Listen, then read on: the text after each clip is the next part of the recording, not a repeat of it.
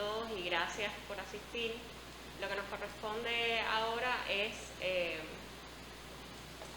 el profesor Calviño va a presentar un libro que se publicó por Editorial UH y está hasta el momento en venta digital.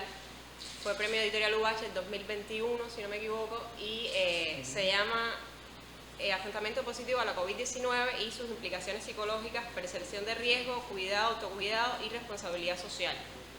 El libro, yo soy la editora que trabajo con él, con el equipo de edición, tuvo una doble función, básicamente, que fue, primero, registrar todo el trabajo que hizo la Facultad de Psicología durante las primeras etapas de la pandemia, todo el accionar que tuvo desde su perfil como ciencia y como profesión, o sea, las acciones profesionales que se hicieron, las acciones educacionales que se hicieron, y la otra función principal del libro fue recoger toda una producción de textos que se publicaron, sobre todo en el espacio digital, para aprovechar precisamente ese alcance que tienen las redes sociales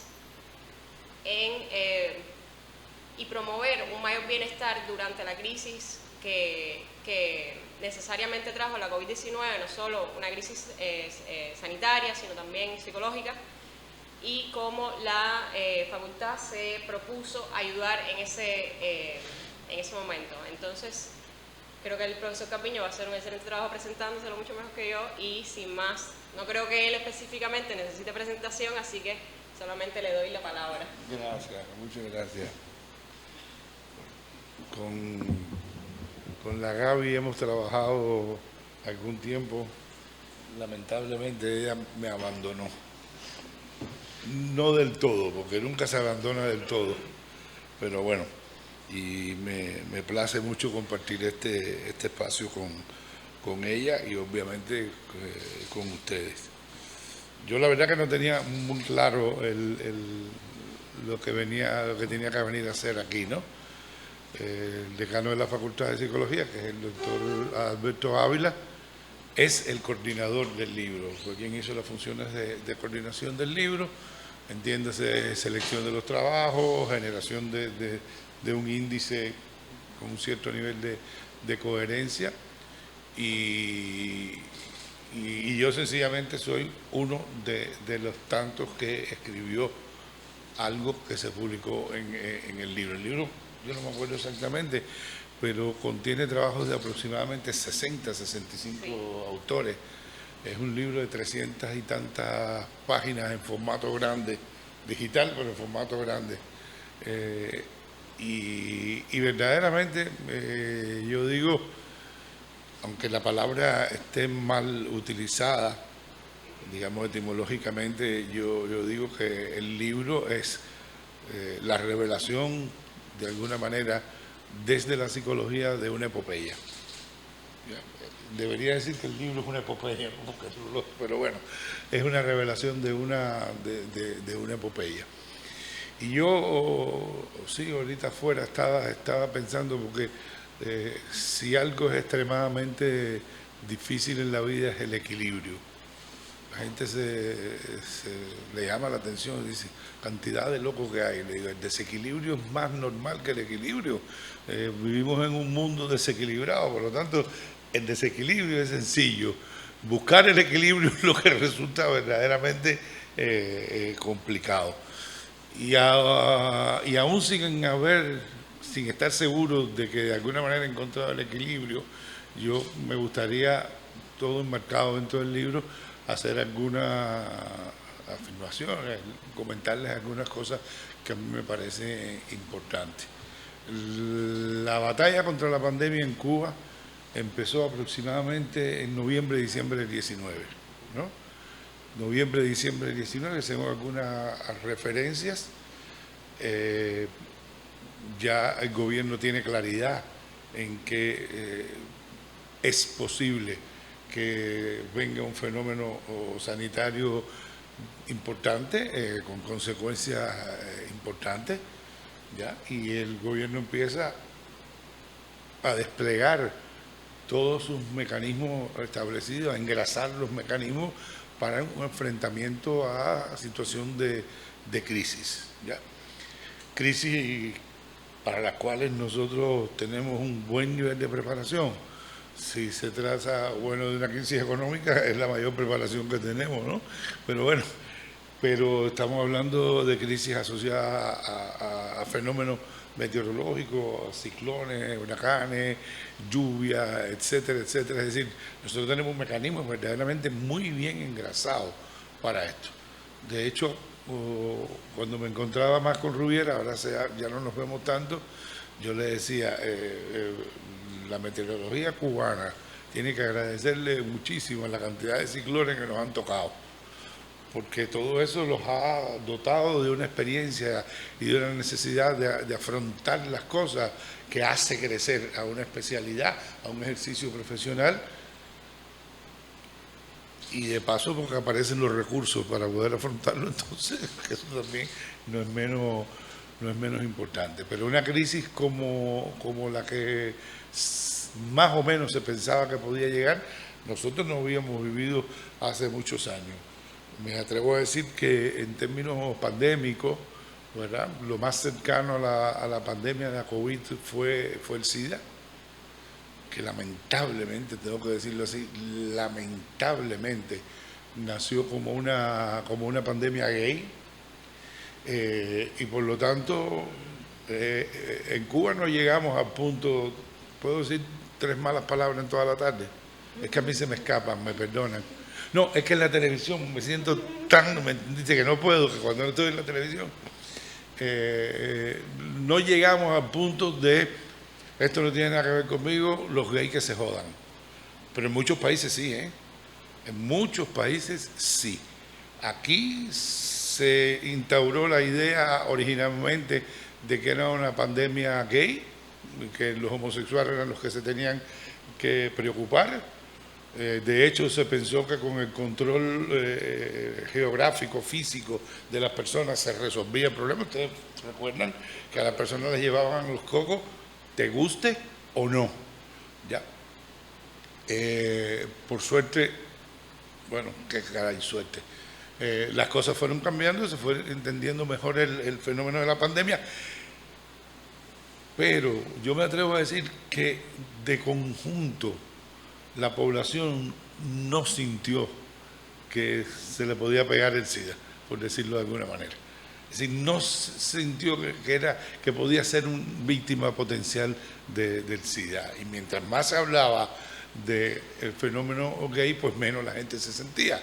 Y de hecho, nos dimos cuenta en aquel momento de varias cosas, ¿no? De que yo vengo de Cayo Hueso, por eso lo de las malas palabras, me disculpan, de que la noción de gay en Cuba, ya saben la palabra que se usa en los barrios para denominar a gay, tiene una peculiaridad, ¿no? Cuando yo era joven se hablaba del homosexual activo y el pasivo, ¿ya? Y el homosexual pasivo, es decir, el que pone su miembro viril para que hagan con él lo que quiera, no se ve a sí mismo como homosexual. Él no es homosexual y fue toda una fuerza de trabajo importante poder buscar ese concepto que parece tan naif y sin embargo fue tan importante, de hombres que tienen relaciones con otros hombres, que legitimaba la condición de hombre de los gays, lo cual me parecía muy bien, y que de alguna manera al otro le seguía diciendo hombre, ¿ok? Pero igual fue un impacto muy restringido, se controló muy bien. Al fin, después de 2 o 3 años nos dimos cuenta que ese tipo de control no era el que iba a funcionar, que la gente tenía que vivir su vida, pero fue una pandemia y ya sabemos el resultado hoy, ¿no? Se cubrieron estrategias conocidas, vamos a buscar la vacuna contra el SIDA. De hecho, en nuestro país hay mártires de la vacuna contra el SIDA, es decir, personas que se inocularon el SIDA para ver, y un buen día desistimos de la vacuna porque dijimos, no, la vacuna no es la solución, ¿verdad? Primero, tenemos que reforzar los tratamientos. Segundo, tenemos que reforzar los comportamientos de las personas. La clave está en una modificación del comportamiento. Y yo creo que esto es algo que sí ayudó bastante con el advenimiento de la pandemia de la COVID. Cuando yo digo ayudó, entiendan en qué sentido lo digo, ¿no? Yo puedo decir, por suerte teníamos esto en mente, vaya suerte, maldita suerte, pero estaba claro que una pandemia como la pandemia de la COVID, ¿verdad?, si iba a andar por el camino que se presentaba como el más probable para acabar, entre comillas, con la pandemia. Digo entre comillas porque acabar con la pandemia es, al fin y al cabo, generar la condición básica de enfermedad como cualquier otra, de lo que en un determinado momento se convierte en una crisis sanitaria. Hoy ya estamos hablando del catarro de la COVID. Ya hoy estamos hablando del catarro de la COVID. Bien. Y yo creo que eso favoreció que efectivamente había que pensar en términos anteriores a la vacuna. La vacuna era la meta, la vacuna era el proyecto, la vacuna era el propósito. Mi admiración, respeto, agradecimiento, idolatría a todas las personas que han trabajado en la producción de la vacuna, la generación de la vacuna, la ideación de la vacuna, la aplicación de la vacuna, porque definitivamente sí, los números hablan. Y los números dicen que el cambio fundamental en el escenario pandémico en el mundo, en el Caribe y en Cuba emerge con la vacuna.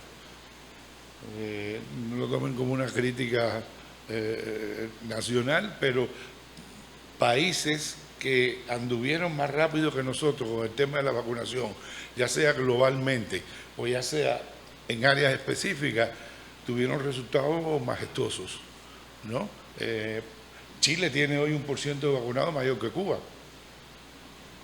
1% de vacunación mayor que Cuba. Pero empezó desde el inicio, le digo a los chinos, la China, aquí está, estoy comprando la China ya. Y cuando digo la local, bueno, pues puedo poner, como sé que se ha hablado de esto, puedo poner el caso de República Dominicana, que tomó una decisión primaria, es decir, todo el personal de turismo vacunado los primeros. Y esto nos va a permitir seguir recibiendo turistas, que la gente se sienta confiable.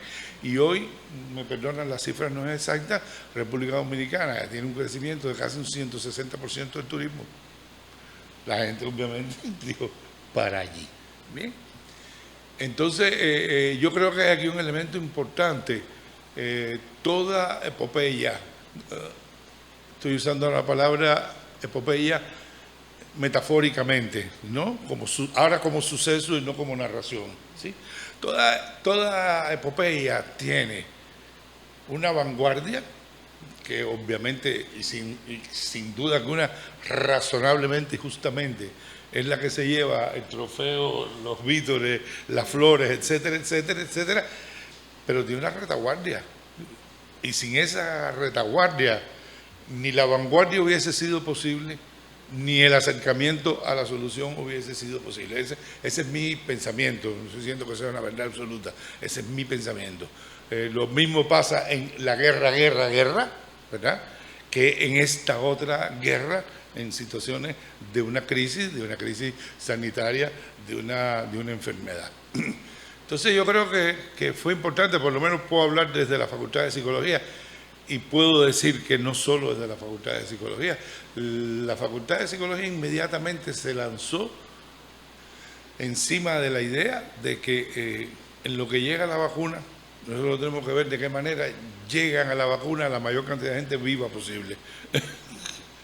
Porque si llegan, si logramos la vacuna y todo el mundo está muerto, entonces es la victoria pírrica de que nos sirvió la vacuna. Entonces hay que tratar de que la mayor cantidad de gente posible llegue vivo. Y en algún momento yo recuerdo que yo escribí una cosa que se llamaba algo así como soberana es tu actitud. No esperes por soberana, tu soberana de hoy es tu actitud, es tu cuidado, ¿verdad? Es tu percepción ya no de riesgo, de peligro, ¿verdad? Es tu tú obviamente romper con tu omnipotencia, romper con la idea de la falsa teoría de la probabilidad, a mí no me va a tocar, ¿no? Salvarte del fetichismo del nasobuco sin dejar de usarlo. Uno de los grandes temas del libro era un término que se usó mucho en ese momento, que era la percepción de riesgo. Claro. Y la facultad se puso como objetivo cómo elevar esa percepción de riesgo en las personas a través de los artículos que sacaban. Exactamente, buscamos de alguna manera, no puedo decir que fue de una manera articulada porque no lo fue, pero sí el hecho de tener una profesión articulada y un espacio profesional que era la Facultad de Psicología articulada produjo una articulación de respuestas. No sé si me explico. Es decir, no nos sentamos a decir, vamos a ver cuáles van a ser las respuestas. No, la gente empezó a buscar las respuestas y como de base hay una estructura articulada, pues resultó que las respuestas fueron también respuestas articuladas. Y obviamente favoreció también el hecho que estábamos en la casa. Todos estábamos en la casa, es decir, cualquier respuesta tenía que ser desde casa, ¿no? En el libro hay una, para mi gusto, una ausencia, no está ausente, pero digamos que está poco representado dado el impacto que tuvo y que tiene que ver con lo que llamamos en su momento los grupos de WhatsApp, los grupos de orientación pandémica en WhatsApp. Los psicogrupos, correcto. Y yo creo que esto es una cosa verdaderamente que está motivada, ¿verdad? Sobre todo por el afán de ayudar a la gente, uno, y dos, desde la condición que tengo. Porque la orientación psicológica, la psicoterapia, todo eso existe, siempre ha existido. Bueno, no siempre, pero existe y se hace, ¿verdad? Sí, solo que se hace siempre cara a cara, siempre se hace con presencialidad. Los psicólogos valoramos fundamental el poderle ver la cara a la gente, poder ver cómo la gente se sienta, cómo se mueve. Todo eso forma parte de la información, digamos, de la proxémica de la situación que nosotros leemos. Digo, buena parte de nosotros, no quiero comprometer a mis compañeros con esto, y ahora la posibilidad era sin verte. Pues claro, puedes decir, bueno, WhatsApp, vídeo. WhatsApp vídeo, ¿cuántas personas podíamos ver? En aquel momento creo que WhatsApp no daba para más de 4 personas, 5 personas. Bien, entonces nosotros y buscamos y construimos un artefacto metodológico de cómo operar. Es decir, no era sencillamente como yo hacía en mi barrio de niño, que decíamos, vamos a jugar a la pelota. Y nos íbamos para el placer de la esquina y poníamos 4 piedras y cogíamos 3 cajetillas de cigarro y 2 de fósforo y hacíamos una pelota y decíamos, y esto es pelota. No, eso no es jugar a la pelota, ¿no? Eso es, obviamente, adecuar una representación de lo que es un deporte, un juego, whatever, lo que sea, a una condición concreta. Y funciona. Pues, ¿cuál es el objetivo de la pelota? ¿Ganar el mundial? No, el objetivo básico de la pelota es que la gente se divierta, que tenga un esparcimiento, que tenga los atletas que participen. Entonces, salvando las diferencias, claro. Pero sí jugábamos a la pelota y la gente pasaba por allí y se ponía a ver el juego de pelota con cajetilla y cigarro. Juego de pelota, ¿ya? Entonces, un poco yo creo que rompimos con eso, o por lo menos rompimos con eso como gremio, como grupo. Porque no puedo dejar de decir que hace rato, personalmente yo y otros compañeros, estábamos rompiendo con eso. Yo durante la pandemia, prácticamente todos los programas de Vale la Pena los verticalicé en la pandemia. Y por si esto fuera poco, luego con Lazarito hacía una sección todos los sábados en Cuba por la Salud, pandemia. Y por si esto fuera poco, escribía toda la semana 5 mensajes para Mediodía en TV sobre el afrontamiento de la pandemia, se llamaban Psicología con Cuba. Es decir, hay una toma de conciencia y esa toma de conciencia trae un resultado.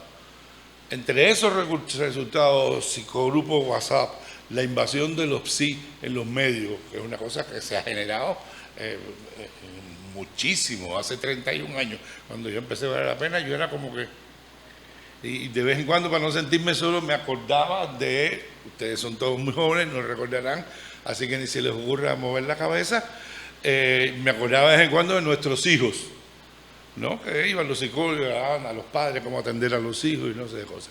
Pero razones más o menos que pudiéramos pensar, pero hay un boom y la pandemia produce un boom de la necesidad de la psicología y la psiquiatría, no dejemos fuera a los psiquiatras, en los medios. Solo que los psiquiatras tienen una discursividad mucho más técnica, por decirlo de alguna manera, mucho más médica, mucho más medicalizada, y pienso que la gente estaba necesitando una cosa un poco distinta. Nadie se puede hacer dueño del efecto de lo que sucedió desde marzo de 2020 hasta la fecha. Pero lo cierto hoy es que este escenario en el que estamos no me sirve, es decir, lo voy a sacar de la muestra porque es contradictorio con el dato, pero ustedes mírense en otros espacios. Hoy los cubanos, si vamos a las 10:30 de la noche caminando por el malecón solo y no hay más nadie, tenemos el nasobuco puesto. Es decir, y lo que nos pasa al contrario es que cuando llegamos a algún lugar y entramos, nos quitamos el nasobuco.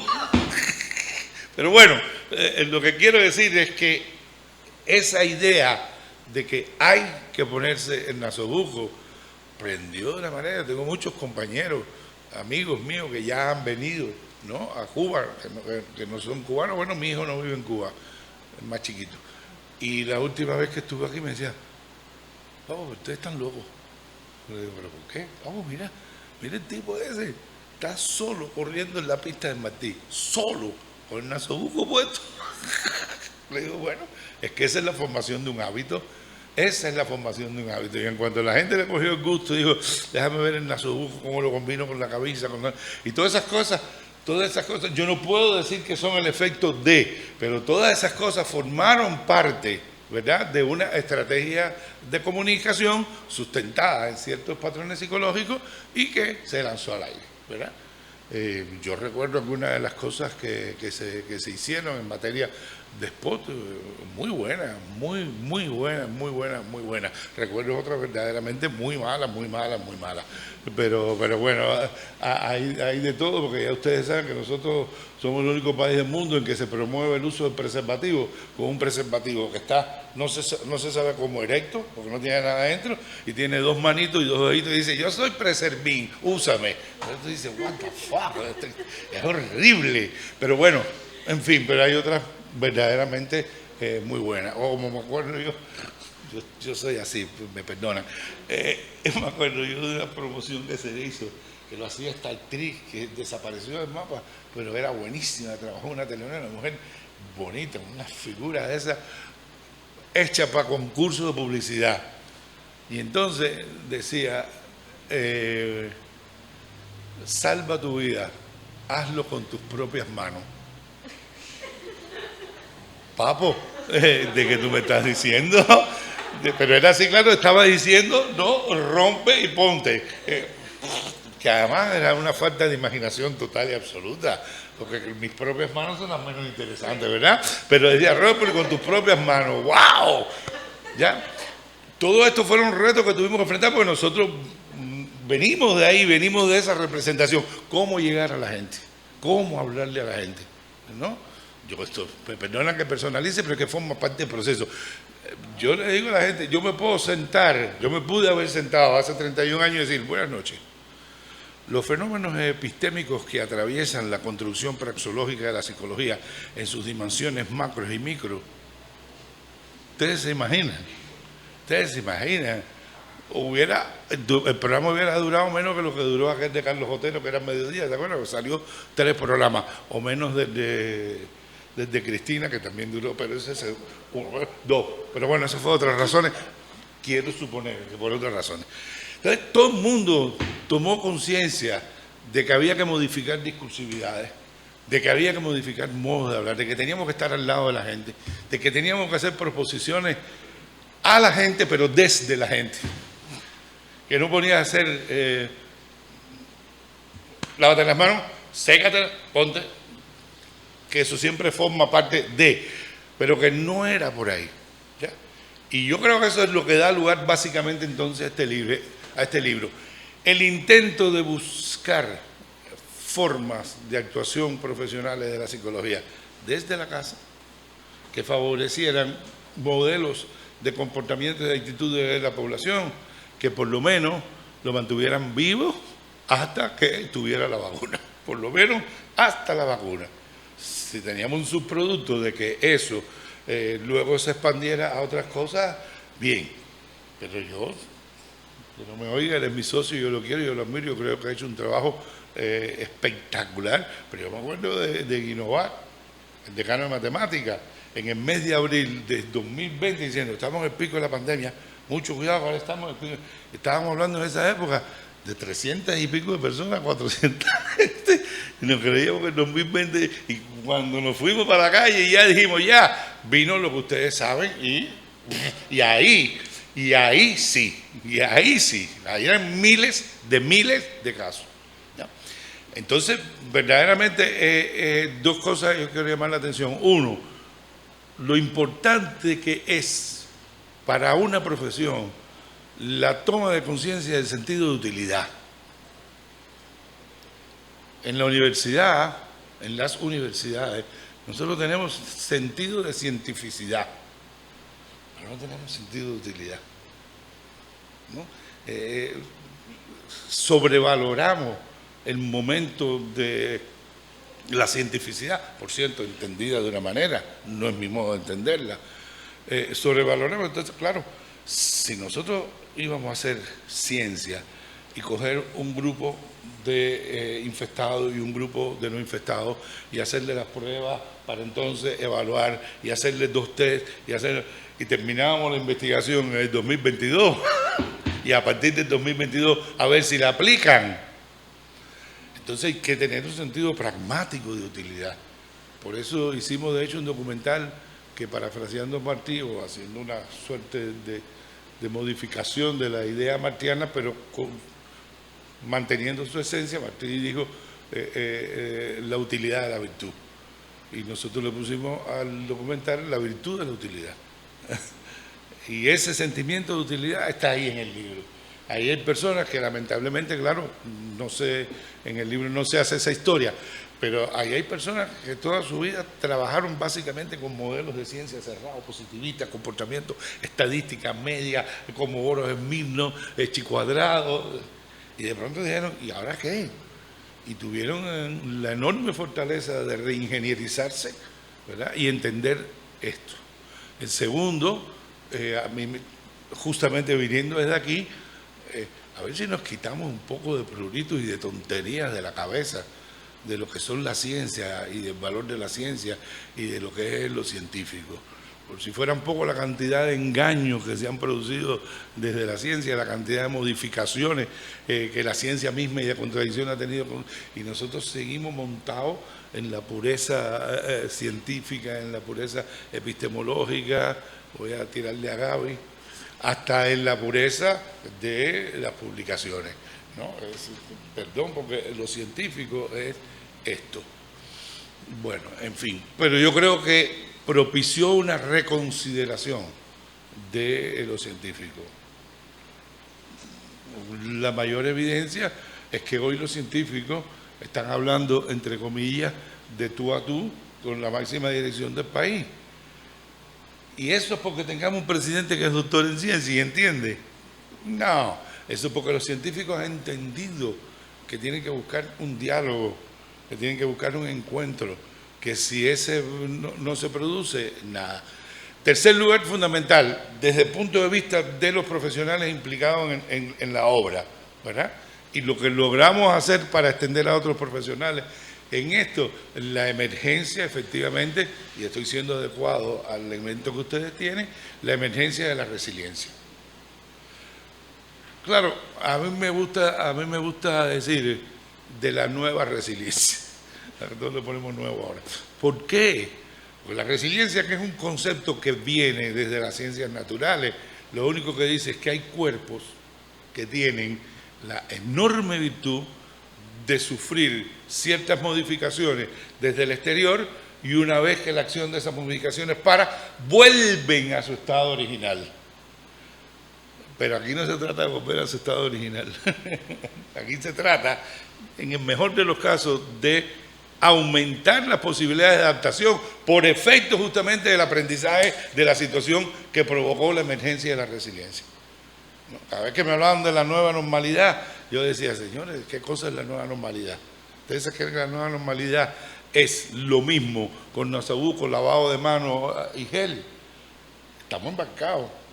No hay nueva normalidad distinta, hay una realidad distinta que vamos a tener que construir y que vivir. Hoy, mi opinión, hoy estamos viviendo un síndrome pospandémico y no nos damos cuenta. Las personas te reportan, no estoy hablando en la clínica, estoy hablando en el parque, en la calle, las personas te dicen, yo estoy tan cansado. Y lo primero que le preguntamos es, ¿tú tuviste la COVID? Y dicen, no, sí, hace un año, pero estoy tan cansado, todo me cuesta un trabajo, me es difícil concentrarme, no duermo mal, pero tampoco... Y eso es un síndrome pospandémico, eso es un síndrome de modificación de vida producido por una condición de emergencia. Hay que atenderlo. Ya le dije a los autores, vamos para ahora el próximo libro, que es el síndrome pospandémico, porque la gente tiene que tomar conciencia. Vas a los centros de trabajo y te lo dicen. Y vamos, a veces te entra una culpa a tres pares timbales, porque tú estás dando una conferencia interesantísima y movida, porque yo me muevo para que la gente no se me duerma. Y yo lo veo así, con cara de reunión del sindicato, ¿no? Entonces, ¿qué pasa? Pasa que hay efectos pandémicos que están emergiendo todavía, están ahí todavía. Yo entiendo que hay que tener ciertos límites políticos para todo, lo entiendo. Puedo compartirlo o no, pero lo entiendo. Los niños están aprendiendo menos. Los niños están aprendiendo menos. Usted está cogiendo niños de segundo año, de segundo o tercer grado, que ya leían la media fluidamente y hoy están...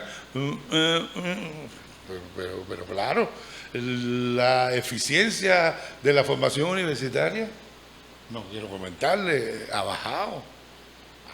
Imagínense ustedes, en menos de 2 años nosotros bajamos de carrera de 5 años a carrera de 4. Y con la reorientación de las carreras, ahora prácticamente las carreras se hacen en 3. Es decir, cuando suma las horas de estudio y de dedicación frente a los profesores, etcétera, son 3 años cortos. Entonces todo eso forma parte de un síndrome pospandémico que tenemos que atajar. De cualquier manera, el libro, a mi juicio, es bien interesante. Yo digo que no me gustaría, pensando como autor, que fuera un libro de historia, ¿no? Es decir, no me gustaría que fuera un libro donde la gente fuera a leer qué pasó y qué hicimos, sino que fuera un libro de proyectos, que fuera un libro estratégico, que fuera un libro en que la gente asimilara las esencias y se preparara y tuviera esas esencias como base, porque el mono amarillo, el ratón sin queso, yo no sé lo que viene, pero que vienen cualquier cantidad de cosas, vienen, ¿verdad? Porque el mundo está en una situación, cambios climáticos, modificaciones estructurales de los genomas humanos y animales. Es decir, nosotros hemos invadido de tal manera al mundo, a la naturaleza, a nuestro medio ambiente, que no nos lo va a dejar pasar. Que no lo va pero está produciendo ya de hecho reacciones y por lo tanto nosotros tenemos que estar preparados, uno, para la toma de conciencia, que signifique loco, aguanta, porque por ahí nos hundimos, y 2, para enfrentar las nuevas situaciones, ¿ya? Y yo creo, y yo le decía hace poco en una reunión del Ministerio de Educación, ¿no? Lamentablemente esto lo vengo diciendo hace no me acuerdo ya cuántos años, yo creo que no tenía cara en esa época, diciendo, nosotros seguimos sin enseñar a nuestros niños en la escuela a consumir medios, a consumir redes sociales, que forma parte de su vida hoy, no grave esto, que forma parte de su vida hoy más que la historia, increíblemente. Es duro y es triste y tenemos que rescatar el argumento histórico, pero no vamos a rescatar el argumento histórico si los muchachos se enfrentan a un mundo que no saben consumir, que no saben procesar, que no saben asimilar y se entregan, ¿no? Es como Poltergeist, ¿no? Y se meten en el... Y yo creo que son efectos entonces también de las otras pandemias que tendríamos que pensar, ¿no? Esta pandemia de la producción mediática malsanizada, le pongo apellido porque es la malsanizada, y la otra pandemia en la que no quiero hablar, que es la pandemia del neoliberalismo, que es una cosa impresionante, ¿no? Yo, con el perdón de los sabios, pero yo estoy hablando de un neoliberalismo socialista, la competencia, quién es mejor, el impacto, y no sé qué cosa, la excelencia, que son ideas, por lo menos son ideas de mucho sabor neoliberalista, y están inundando la realidad de todos los países de nuestra área, y creo que Cuba no es la excepción. Entonces, por eso yo digo, no quiero que sea un libro, a mí no me gustaría como autor, que fuera un libro para decir, ay, vamos a ver qué pasó en Cuba y qué hicieron los cubanos, o los psicólogos cubanos, las psicólogas cubanas, las psicólogas y los psicólogos, porque son más las mujeres que los hombres en esta profesión. No, yo quisiera que fuera un libro para la producción estratégica, para el pensamiento analítico hacia el futuro, para una mirada hacia hoy y mañana, no hacia ayer. Muchas gracias. Gracias a usted.